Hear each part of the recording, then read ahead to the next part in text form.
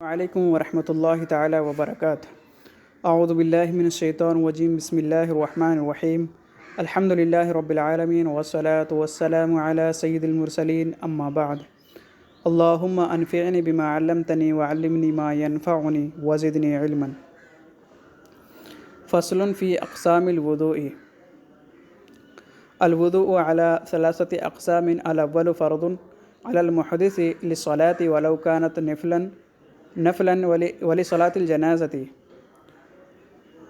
وسجد التلاوة ولمس القرآن ولو آية، والثاني واجب للطواف بالكعبة، والثالث مندوب للنوم على طهارة وإذا استيقظ منه وللمداومة عليه، وللوضوء على الوضوء وبعد غيبة وكذب ونميمة وكل خطيئة وإنشاد شعر وقهقهة خارج الصلاة۔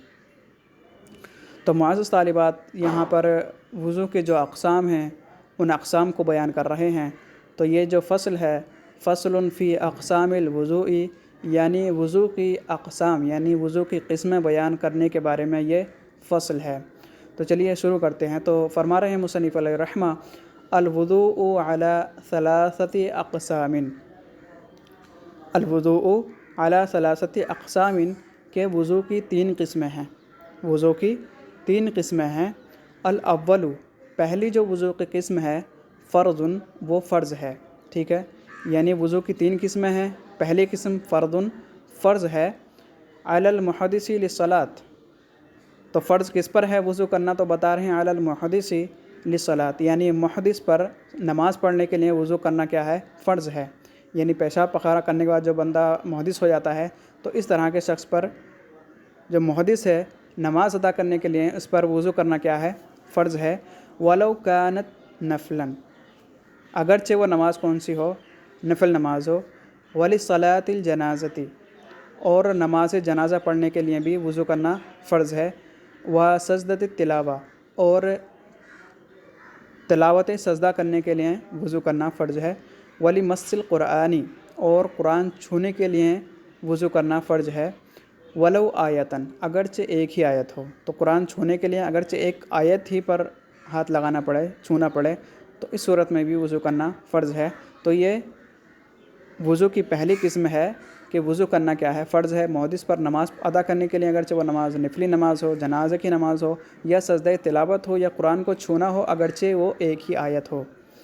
پھر دوسری قسم یہاں پر بتا رہے ہیں والثانی، اور وضو کی دوسری قسم واجب، کہ وضو کرنا کیا ہے؟ واجب ہے۔ تو واجب کس پر ہے بتا رہے ہیں؟ للطواف بالکعبہ، یعنی کعبہ کا طواف کرنے کے لیے وضو کرنا کیا ہے؟ واجب ہے۔ تو یہ وضو کی دوسری قسم ہے کہ وضو کرنا واجب ہے، للطواف بالکعبہ، کعبہ کا طواف کرنے کے لیے۔ والثالث، اور وضو کی تیسری قسم مندوب، کہ وہ کیا ہے؟ مستحب ہے، یعنی وضو کرنا مستحب ہے۔ تو یہ وضو کی کیا ہے؟ تیسری قسم ہے۔ تو کس پر جو ہے وضو کرنا مستحب ہے؟ تو اس کے بارے میں بتا رہے ہیں للنوم علی طہارۃ، ٹھیک ہے، للنوم، سونے کے لیے، علی طہارۃ، پاکی پر، یعنی پاک انسان ہے تو اگر وہ سونا چاہتا ہے تو سونے کے لیے وضو کرنا کیا ہے؟ مستحب ہے۔ وَإِذَا اسْتَيْقَظَ مِنْهُ، اور جب نیند سے بیدار ہو تو نیند سے بیدار ہوتے ہی وضو کرنا مستحب ہے۔ وَلِلْمُدَاوَمَةِ عَلَيْهِ، اور ہمیشگی برتنا، یعنی وضو پر ہمیشگی برتنا، ہمیشہ وضو کرنا، یہ بھی کیا ہے؟ مستحب ہے۔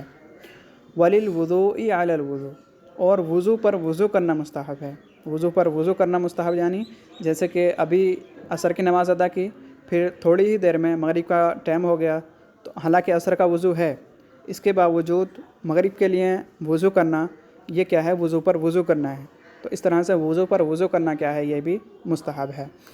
وبعد غیبت، اور غیبت کرنے کے بعد، حالانکہ غیبت کرنی نہیں چاہیے، لیکن اگر غیبت ہو جاتی ہے انجانے میں، تو غیبت اگر ہو گئی ہے تو اس کے بعد وضو کرنا کیا ہے؟ مستحب ہے۔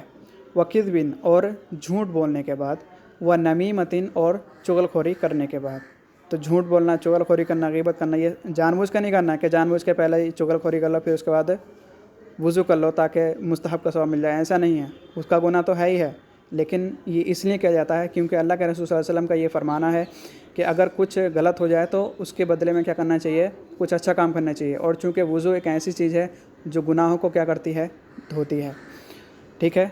وکل خطیئۃ، اور ہر خطا کے بعد کیا کرنا چاہیے، وضو کرنی چاہیے، ٹھیک ہے۔